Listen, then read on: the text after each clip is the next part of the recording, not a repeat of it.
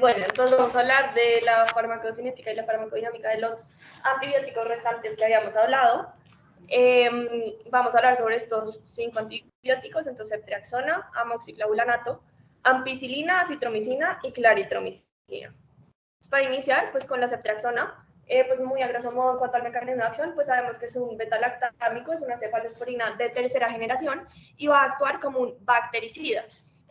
Pues como pues ya sabemos, lo que va a hacer es inhibir la síntesis de esta barrera de la pared celular bacteriana, el peptidoglicano, y esto nos va a generar que tenga una estructura pues defectuosa y no sea estable osmóticamente, generando pues la muerte de este patógeno. Pues de volumen de distribución es de 7 a 12 litros, tiene una unión a proteínas de 93 a 96%, pero pues se menciona que cuando se dan dosis elevadas, pues esta va a disminuir a un 85%, tiene un tiempo de vida media de 5 a 10 horas y su eliminación va a ser pues de 2 formas. En orina de 50 a 60% y en heces pues por medio de la bilis del 40 al 50%. Pues estuve buscando a ver si se daba o no dosis de carga de la ceftriaxona. En la medida que buscaba y buscaba, pues yo tenía entendido que no, pero después encontré que usualmente en pediatría sí se da dosis de carga, sobre todo en pacientes que tienen meningitis. En adultos realmente no encontré... Sí, siempre se da dosis de carga, pero no es para el uso del choque, sino dosis de carga por su alta unión a proteínas, pero sobre todo por su vida media. Antibióticos que tengan vidas medias más de 4 horas, le damos dosis por definición. ¿Por qué? Para llegar al estado estacionario rápidamente. Sí. Pues ahí cubrimos muchos antibióticos. Ustedes ven, vida medias, y esta es una. Ceftriaxona tiene casi 8 horas de vida. Sí. Entonces le damos 2 gramos en polvo y luego continuamos. Cada 12 o 2 gramos día. Ok. Entonces eso me toca, ahorita lo arreglo y pongo que sí. Pues en cuanto a uso en choque, pues no lo usamos en choque, no lo usamos en infusión continua. Y en cuanto al ajuste de la función renal, menciona que no se ajusta como tal, dependiendo de la tasa de filtración, sino en aquellos pacientes que tengan una insuficiencia renal, una enfermedad renal crónica, la dosis máxima que se describe pues es de 2 gramos. Pues este es el espectro de la ceftriaxona, entonces pues en gram positivos, pues lo podemos dar cuando tenemos infección por Bacteroides fragilis, Staphylococcus aureus, Epidermidis, Streptococcus pyogenes, Pneumoniae y Streptococcus pues, del grupo Viridans. Y en cuanto a gram negativos, pues tenemos un amplio espectro como Acinetobacter colchicum, Clostridium, excepto el difficile, Enterobacter aerogenes, Cloacae, E. coli, Haemophilus influenza, parainfluenza, Klebsiella oxytoca, Pneumoniae, Moraxella pues catarrhalis, Morganella morgani, Neisseria gonorrea y pues Neisseria meningitidis, Peptostreptococo, Proteus mirabilis, Proteus vulgaris, Pseudomonas aeruginosa y Serratia marcescens. Y pues ya como hablando pues de la tablita que estamos hablando pues de la penetrancia a tejidos, entonces pues la MIC que yo encontré pues es menor a 1, tiene una concentración plasmática de 80 a 150. En cuanto al líquido cefalorraquídeo, pues encontré un dato como general, que es de 0,3 a 2,3, pero esto va a depender si el paciente tiene o no meningitis. Entonces, en caso tal de que pues tenga unas meningitis pues normales, o sea, no inflamadas, va a tener una concentración del 2%, y si tenemos unas meningitis inflamadas, 25% con respecto a la concentración plasmática. Es muy importante porque ustedes dicen 2% de 100, por ejemplo, 100 microgramos por mililitro. ¿2% cuánto es? 2. ¿Y cuánto es la mic? 1. Y está ahí entre su máximo. Está ahí muy cercano. Pero no. Pero si ustedes dicen ya 25%, ¿cuánto es la mic? 1 micrograma. ¿Cuánto llega? A 25 microgramos. Por eso, esa correlación de MIC, plasma y la concentración es distinta. Y al final uno toma las decisiones. Uno dice si serviría líquido, pulmón, amigos. Sí. Listo. En cuanto pues a pulmón, realmente el único valor que encontré fue de 2 a 4, pues con respecto pues obvio a la concentración plasmática. En abdomen, entonces pues vamos a dividirlo dependiendo pues de en qué nos queremos enfocar. Entonces, en líquido peritoneal vamos a tener una penetrancia de 5 a 25, en la bilis de 2 a 4, en el músculo abdominal de 15 y en la grasa abdominal de 10. En cuanto a piel y tejidos blandos, pues como dato general, entonces tenemos una penetrancia de 4 a 12. Si tenemos una infección en piel o una inflamación en piel, va a generar mayor penetrancia, es decir, vamos a tener una penetrancia de 20 a 30. En músculo tenemos una de 10 a 25 y en la grasa subcutánea de 2 a 8. Pues en cuanto a orina, pues lo que encontré es que pues tenemos una penetrancia del 50 al 60% con respecto a la concentración plasmática. Y en hueso, pues lo podemos dividir entre esponjoso y cortical. Como vemos, pues el cortical tiene una mayor penetrancia, de 7.8%, y el esponjoso tiene una mayor de 24.3% y el cortical de 7.8%. Por eso, uno diría, ¿para qué lo recomendaría de acuerdo con sus concentraciones tisulares? Líquidos para raquidio, lo sabemos, ¿no? Todos, ¿cierto? Y se comprueba con ese 25 microgramos por mililitro, más o menos, 25% de la plasma, sería ahí, puede ser. Buenos días. Segundo, pulmón. El mundo utiliza ceftriaxona en pulmón, nosotros no. El mundo sí. El mundo utiliza ceftriaxona en neumonía, nosotros hemos dicho no. Por tanto, porque depresión doble, etcétera, etcétera, tenemos otras alternativas, como ampicilina sulbactam. Entonces, pulmón podría servir, pero hay mejores. ¿Cómo lo ves en abdomen? Pues en abdomen, pues yo creo que tenemos... Hay mejores ahí, también, ¿no? Sí, más o menos. O sea, ahí sí. Que pueden servir líquido peritoneal entre 5 y 25 microgramos. Yo diría, bueno, respecto a esa MIC de 1, podría servir, ¿cierto? Pero... Inclusive se recomienda. Algunas guías recomiendan, pero nuevamente, es la presión selectiva, o sea, es superentrancia en abdomen, bien, pero ¿cuánta presión selectiva en BLEI nos está generando? Por eso en abdomen hay mejores, cefuroximia ¿cierto? Claro, si el paciente es alérgico a micacina, metronidazol, habíamos dicho, no tanto ceftriaxona, pero podría ser una opción terapéutica también la ceftriaxona si no podemos utilizar, digamos, una IRT, por ejemplo, ¿cierto? Donde cefuroxima no es tan buena, y en las IRTs podríamos utilizar ceftriaxona, metronidazol. Pero hay mejores. Sí. Por ahora entendí que eso para aquí. Piel y tejidos blandos, ¿cómo lo ves? Piel y tejidos blandos, pues, o sea, yo siento que, por ejemplo, en caso de inflamación o infección, pues, podrían ser una opción. Podría ser una opción también, sí. ¿no? Pero hay también mejores. Pero exacto, hay también mejores. Sí. Entonces hay antibióticos con ampicilina sulbactam, la misma moxiclavulinasa que se concentra mejor en piel, ¿cierto? Respecto a la ceftriaxona. Orina, la hemos visto que también podría ser una opción, además, en niños se utiliza mucho, ¿cierto? No tanto en el adulto, porque también uno diría, es que hay cefalosporinas que se concentran mucho más, 200 veces la concentración plasmática. Aquí apenas 30 al 50, ¿no? 50 es oneroso, 60 es oneroso. La mayoría de las revisiones dicen 30% de su eliminación es a nivel urinario. 30% respecto a cefalosporinas que se concentran en 200% de la concentración plasmática, pues uno dice, pues nada, ¿cierto?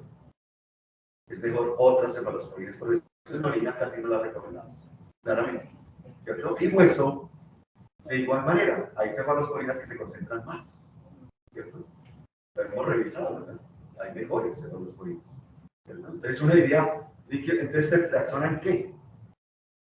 Claro, ahí faltaría salmonela, ¿cierto? Hay de pronto una espiroqueta, ¿cierto? Leptospira. Habrían cosas que no las vemos acá, pero que uno ya las tiene en la mente. Ceftriaxona, aquí, ceftriaxona en salmonela, ceftriaxona en leptospirosis, ¿cierto? Salmonela, leptospira, donde esos cuadros de icterohemorrágicos, que uno dice, es una salmonela, es una leptospira, ¿cuál?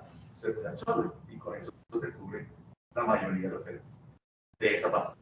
Obviamente en Neisseria, el mundo reporta mucha resistencia. Colombia todavía no, pero tiene más resistencia cada vez a Neisseria, de Neisseria a ceftriaxona. Y para el contrario, que es una gonorrea. Las supergonorreas, exactamente. Entonces, hasta ahí llegamos, y por eso uno diría, si uno correlaciona esto, ¿en qué se queda? ¿En qué se lo rápido? Ese es el tratamiento. No hay choque, ¿lo ven? Su perfil farmacocinético no nos permite utilizarla, ¿cierto? Y en el resto hay mejores antibióticos. Si ella penetra, es buena, pero hay mejores. ¿Entiendes? Por eso muchas veces uno dice, pues extracción inicial, uno dice, bueno, vamos a ver cómo responde, o quítala, porque hay mejores, sulbactam, amoxiclavunato, ¿cierto? Hay otros antibióticos, cefepime, hay otros, y la misma cefazolina se concentra mejor en orina que la misma extracción. Esto ese es el análisis a la larga de este tipo de relación. Muy bien. Okay, listo. Eso en cuanto a la ceftriaxona. Y ya hablando de la amoxicilina clavulanato, entonces pues inicialmente, en cuanto a la amoxicilina, entonces tenemos un mecanismo de acción, pues es un betalactámico, una penicilina semisintética, y también este nos va a actuar como un bactericida. Este, pues, al igual que ya lo habíamos hablado, nos va a inhibir entonces la síntesis de la barrera del peptidoglicano en la pared bacteriana, generándonos una estructura defectuosa y osmóticamente inestable que nos va a generar la muerte del patógeno. En la amoxicilina lo que tenemos que tener en cuenta es que este va a ser pues sensible o se va a ver afectado por la degradación de las beta-lactamasas y por eso pues procuramos no usarlo pues por sí solo. Entonces pues ya vamos a hablar pues del ácido clavulánico. En cuanto a la amoxicilina, entonces tenemos pues un volumen de distribución de 0.4 litros por kilo, una unión a proteínas del 18% con un tiempo de vida media de 1.3 horas y su eliminación va a ser principalmente renal de un 60 al 70%. Ahora pues vamos a saltar al ácido clavulánico. Entonces pues también es un betalactámico y el mecanismo de acción de este ya no va a ser bactericida como lo hemos hablado con los anteriores, sino que va a ser un antibiótico bacteriostático. Y este nos va a inactivar estas beta-lactamasas y por eso nos va como a, de cierta manera, proteger el mecanismo de acción pues, de la amoxicilina. Este va a tener un volumen de distribución de 0.2 litros por kilogramo con una unión a proteínas del 25%. El tiempo de vida media es de 1 hora y tenemos pues una eliminación de mecanismo renal del 40 al 65%. Y también se describe pues, que se elimina por medio de las heces y pues, de la respiración por el dióxido de carbono. Pues ya uniéndolos, entonces pues dosis de carga pues no vamos a dar, en shock no lo vamos a usar y pues en infusión continua tampoco. Entonces los tres pues están en no. Y en cuanto al ajuste en la función renal, se describe que sí, sobre todo en pacientes que tienen una tasa de filtración glomerular menor a 30. Nosotros tenemos un problema con la moxi. Un antibiótico que probablemente desplazaría la ampicilina sulbactam en sus indicaciones. O sea, piensen en la ampicilina sulbactam. En lugar de utilizar la ampicilina sulbactam, deberíamos estar utilizando amoxiclavunato. ¿Por qué no? Porque no tenemos la concentración parenteral en nuestro cuerpo. No hay B, ¿cierto? Hay la vía oral. Y la vía oral, casi siempre, si ustedes se han dado cuenta, escalamos a este paciente, lo llevamos a la vía oral y preferimos amoxi que antisulbactam en la vía oral. ¿Sí? Debería ser lo mismo en la vía parenteral, pero no tenemos una no tenemos CIB, solo tenemos la disponibilidad de la oral. Desafortunadamente, y desplazaría, pero desafortunadamente no tenemos una posibilidad. Entonces, esta revisión va más a la vía oral. Y claro, pues no choque, no carga. Sí, pues no tenemos posibilidad. No hay. No se carga oral. No se carga oral. Ahí se puede añadir, profe, que la moxi oral tiene una absorción muy buena. Respecto a la ampicilina, sí. ¿Sí? Okay. Pues 70%. Tampoco está buena, pero es mejor que la ampicilina, porque la ampicilina es del 30%. ¿De acuerdo? Pero, si ustedes se han dado cuenta, uno lo compensa con dosis, con un intervalo de dosificación más corto. Entonces da uno dosis cada 6 horas antisulbactam respecto a cada 8, cada 12 de la amoxiclavunato. Entonces, cuando la biodisponibilidad es tan baja, se compensa con intervalos más cortos. ¿Verdad? Y la vía oral es igual. Sultamicilina, 750, dosis más altas, y cada 8, intervalos más cortos. Amoxiclavunato, 1 gramo cada 12. ¿Sí? Entonces, por eso mejor la amoxicilina clavulanato.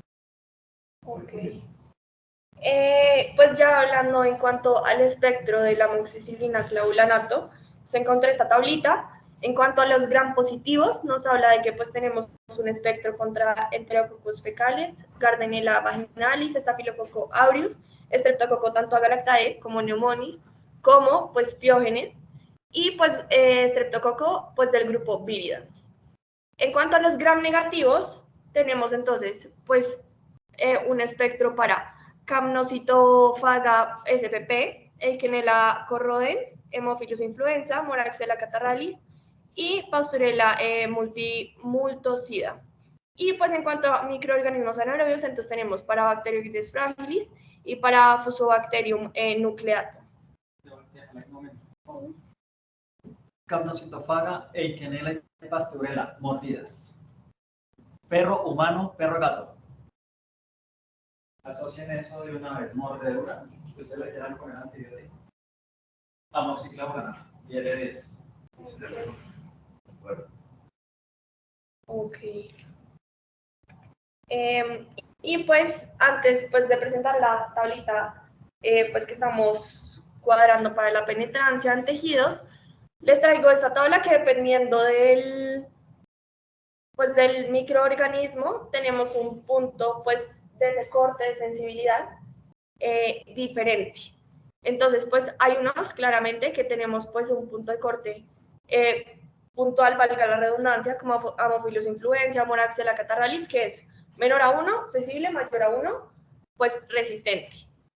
Pero pues tenemos otros que sí vamos a tener un valor intermedio de esta sensibilidad, pues que lo tenemos que tener en cuenta. En estos, pues tenemos que tener en cuenta los estreptococos, el Streptococcus pneumoniae, pues algunos anaerobios gram negativos y positivos, y pues como describen especies no relacionadas. Pero entonces tener en cuenta como esta tabla a la hora de elegir pues nuestro antibiótico, si tenemos la presencia de alguno de estos microorganismos, pues evaluar bien ese punto de corte y pues tomar decisiones objetivas. Y ya en cuanto pues a la tabla de penetrancia, entonces pues tenemos pues de los antibióticos, vamos a hablar de la amoxicilina clavulanato, como ya lo hemos visto. Como MIC, pues como ya les mostré en la anterior tabla, pues tenemos diferentes puntos de corte dependiendo del microorganismo, pero pues como en general puse 4. En cuanto a la concentración plasmática, entonces de la amoxicilina se describe que es de 8.7 y del clavulanato de 3.5. Pues importante tener en cuenta que en esta se describe pues unas unidades diferentes. En cuanto al líquido cefalorraquídeo, entonces tenemos pues como general de 0.5 a 1, o sea, de 1 a 5% de las concentraciones séricas, y cuando tenemos unas meninges inflamadas, tenemos una concentración de 1.5 a 5, o sea, del 30%. Cuando tenemos unas meninges inflamadas, vamos a tener pues una mejor penetrancia. Y en cuanto al líquido cefalorraquídeo al clavulanato, tenemos, cuando no están inflamadas, o sea, normalitas, tenemos una concentración menor del 0.1, o sea, del 1%, y cuando tenemos unas meninges inflamadas, también nos va a aumentar un poco, o sea, de 0.5 a 2, que corresponde de 15 al 30%. En cuanto a pulmón, pues como dato general, encontré que la penetrancia iba a ser del 20% respecto pues a la concentración plasmática de la amoxicilina clavulanato. En cuanto al abdomen, entonces respecto a la amoxicilina, entonces lo mismo que hicimos en el ejercicio pasado, entonces líquido peritoneal, tenemos una penetrancia del 5 al 10, en bilis de 2 a 5, en el músculo abdominal de 6 a 12 y en el tejido graso abdominal de 2 a 6. En cuanto al clavulanato del abdomen, entonces tenemos líquido peritoneal de 1 a 2, bilis de 0,5 a 1, músculo abdominal de 0,5 a 2 y tejido graso de 0,2 a 0,8. En cuanto a piel y tejidos blandos, entonces cuando tenemos pues piel que no tiene ni lesiones, ni inflamación, ni infección como visual, entonces tenemos de la amoxicilina una penetrancia de 2 a 8, cuando ya tenemos una infección o una inflamación de 10 a 20, en el músculo esquelético de 4 a 10 y en la grasa subcutánea de 2 a 6. Y del clavulanato tenemos entonces en piel de 0,5 a 3, el músculo esquelético de 0,5 a 2 y en grasa subcutánea de 0,2 a 1. Hablando pues ya de la orina, entonces la amoxicilina tiene una penetrancia del 60% y el ácido clavulánico del 40%. Y en hueso no encontré que haya como diferencia entre hueso cortical y esponjoso, pero a grosso modo tiene una penetrancia de 1 al 9% de la concentración plasmática. Entonces, ¿en dónde? Y que aquí parece que no. Parece que no, sí. Pulmón podría ser una opción, ¿cierto? Quizás 20% diría, bueno, está tanto, ¿cierto? Pues por lo menos para los que tengan menos de 1 en microgramos por mililitro sería una opción, no tanto para anaerobios. Abdomen, fíjense las concentraciones. Podría ser una opción en ciertos momentos, ¿cierto? Pero claramente, pues, oral, hasta que tolere la vía oral, de pronto, ¿cierto? Y muchas veces nosotros damos el switch a oral cuando el paciente lo tolera. El líquidos blandos podría ser una opción, ya lo dijimos específicamente en mordedura. El accidente rábico es fundamental. Esa es la opción terapéutica. Es la opción terapéutica en sinusitis, y lo sabemos, ¿cierto? Titis, opción terapéutica muy buena. Orina podría ser una opción, aunque hay mejores, y hueso no va. Sí, hueso. ¿Listo?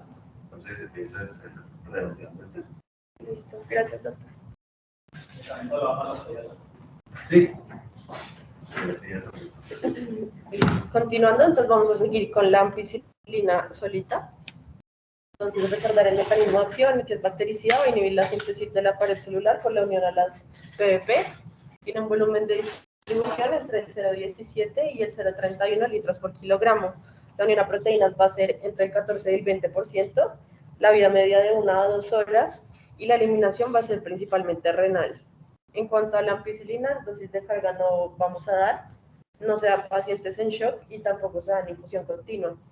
La dosis, si es vía oral, se da de 500 a 1 gramo cada 6 horas, pero si es IV, se recomienda 500 miligramos IV cada 6 horas.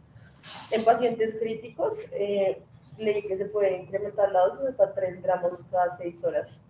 Y se hace un ajuste en falla renal cuando los pacientes ya tienen tasa de filtración menor a 50. Entonces, en pacientes con tasa de filtración glomerular de 30 a 50, se dan los 3 gramos cada 6 horas.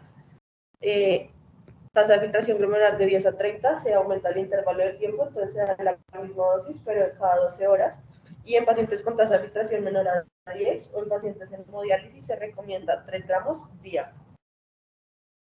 El espectro, entonces, más o menos puse indicaciones y las bacterias, entonces va a cubrir gram positivos y gram negativos. Se recomienda en infecciones urinarias por E. coli, Proteus, enterococos, shigellas, salmonelas, Neisseria gonorrea no productora de penicilinasas. Y en infecciones respiratorias por Haemophilus influenza, tampoco productora de penicilinasas y estafilococos sensibles a la penicilina G, estreptococos que incluyen el neumonía y los neumococos. Y en infecciones gastrointestinales también vamos a tener la Shigella y otras salmonelas, E. coli, Proteus mirabilis y enterococos, y en Neisseria meningitidis. Ya en cuanto a la penetrancia a tejidos, la ampicilina va a tener una entre 2 a 8 microgramos por mililitro, pues variando también de qué germen tengamos aislado. La concentración en plasma va a ser de 8.2 microgramos por mililitro aproximadamente. En líquido cefalorraquídeo encontré que varía dependiendo no encontré específicamente si era inflamación o no, pero dice de un 5 a 10% aproximadamente. En cuanto al pulmón, entonces vamos a tener una distribución del 0,2 al 2 microgramos por mililitro en pacientes con neumonía que tengan función pulmonar normal. Y en líquido de revestimiento epitelial va a ser del 1 al 4 microgramos por mililitro y en el líquido de lavado alveolar de 0.5 a 3 microgramos por mililitro. En abdomen tampoco encontré muy específico, sin embargo menciona que tiene una disponibilidad del 70% en vía biliar. En piel y tejidos blandos va a ser del 0,2 al 1, en orina va a ser de un 85% aproximadamente y en hueso no encontré registros. Sí, muy poquito y en general uno diría la ampicilina en términos generales podría ser un buen antibiótico. El gran problema es su alta tasa de resistencia. Una resistencia altísima. Tanto que la ampicilina la damos más que todo en neonatos, mujeres embarazadas y eso, porque el resto nosotros es resistente. Excepto enterococo fecalis. Enterococo fecalis es el tratamiento, el tratamiento se llama ampicilina. Bueno, el Fecalix sensible oriente a pegar. ¿Cierto? Pero uno diría, entonces aquí dice la penetrancia. Ah, claro, aquí obviamos, porque sí tenemos la penetración y obviamos el tema de la biodisponibilidad. Porque la biodisponibilidad si la damos por vía IV, pues es el 100%. Entonces no lo tenemos ni siquiera en cuenta. Y como hay presentación IV de ampicilina, pues uno empieza a revisar, ¿no? ¿Dónde?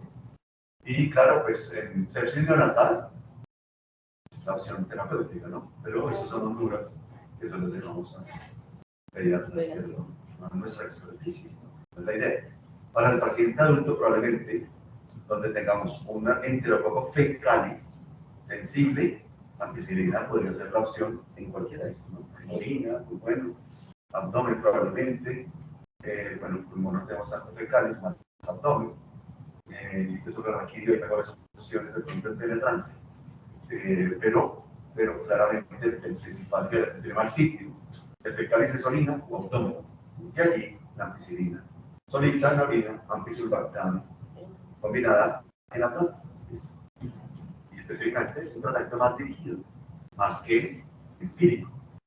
Ya es dirigido cuando nos sale una enterococo. Continuando, tenemos la citromicina.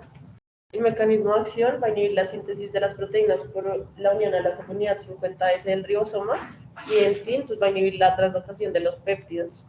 El volumen de distribución es de 31.1 litros por kilogramo, tiene una unión a proteínas del 51% y la vida media va a ser de 68 horas aproximadamente. La eliminación va a ser principalmente hepática y menos de un 10% se va a hacer por eliminación renal. Yo no he encontrado dosis de carga, pero con lo que nos mencionó ahorita, si es mayor de 4 horas, pues asumiría que sí, pero no estoy segura de que haya dosis de carga. Habitualmente no utilizamos dosis de carga porque es un antibiótico con vidas largas, y específicamente es por su penetrancia intracitoplasmática, ¿cierto? Y es más por eso vidas largas, entonces ni siquiera lo utilizamos en choque. Tampoco en shock ni infusión continua. La dosis encontré que varía de 250 a 500 miligramos día, sin embargo se utiliza más dosis de 500 miligramos día y no requiere ajuste en pacientes con falla renal. En cuanto al espectro, va a tener un amplio espectro, va a cubrir aerobios gram positivos como gram negativos, anaerobios, también se usa en enfermedades de transmisión sexual y otros microorganismos, pues menciona la Borrelia burgdorferi, la clamidia, el toxoplasma gondii y algunos micoplasmas. En cuanto a la penetrancia de los tejidos, la citromicina va a tener una igual o menor a 2 microgramos por mililitro. La concentración en plasma va a ser de 0,4 microgramos por mililitro. Y de lo que leí, el líquido cefalorraquídeo no tiene penetrancia o es muy mínima, entonces no hay registros de un valor como tal. En pulmón va a ser de 1,3 a 4,8 microgramos por mililitro, en abdomen de un 30%, piel y tejidos blandos de un 0,1%, en orina un 15% y en hueso tampoco encontré valor numérico, sin embargo refiere que es alto la penetrancia. Entonces con eso, ¿tú dirías dónde la recomendarías? En abdomen. Pero es apenas el 30%, ¿no? De la concentración plasmática, de esa concentración plasmática. Y en pulmón. Concentración plasmática respecto al abdomen. Pulmón, sí señor, ahí se recomienda. Bien, puse por encima de clarito. Tienen el mismo espectro, muy similar, pero la clarito tiene muchos efectos secundarios, como la fluiditis, como prolongar, como interacciones farmacológicas, ¿cierto? Marcas, que no tiene la cinta. Entonces, sí, nosotros ya tenemos disponibilidad de acito y B. Entonces, una opción terapéutica respecto a la penetración, claramente, ¿cierto? Por todo lo que hemos dicho. Pulmón, no tanto abdomen, piel, orina no. Pues eso probablemente sería una opción, pero muy dirigida. De que eso la región no. Y ahí quedamos, ¿no? Si tú es un antibiótico, probablemente la vía respiratoria. Sobre todo baja, no tanto alto, porque en alta, muchos hemófilos ya tienen una resistencia a la cita, y a la clarina. No es betánico aquí arriba, ¿no? Pero a nivel respiratorio bajo, sí, podría ser una opción, ¿no? opción, sobre todo atípicos, este tipo de gérmenes, de la opción. Campylobacter jejuni es como... Campylobacter y la otra es diarrea, ¿no? Nuestra día, que estamos en el proceso de revisión, diarrea aguda, ustedes que ya tienen los videos y todo. La primera opción es así. Más que, claro, conseguir la citrigate es lo que nos dificulta, pero hay en Colombia ya, pues tenemos, y es la opción terapéutica muy interesante. Las interacciones con los DON, los individuos blanco-chocolate directos, aparte de eso, con las interacciones de mucho cuidado para evitar la coadministración. Clarito y así, pero difícil. Pero las interacciones mayores son de la clarito. Clarito por el tema del TK4, de mayor interacción que la misma.